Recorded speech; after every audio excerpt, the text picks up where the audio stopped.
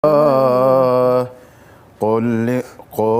للذي جد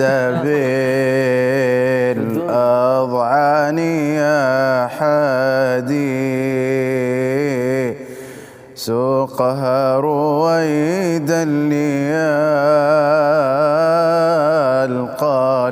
الحاضر البادي وتنعش الهائمال والهنا رؤية من يؤم قوما أقاموا جانب الوادي سلم عليهم وخبرهم بما لقيت روحي وجسمي وقلبي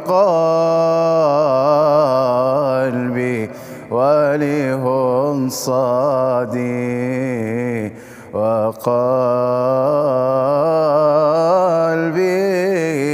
ولهن صادي.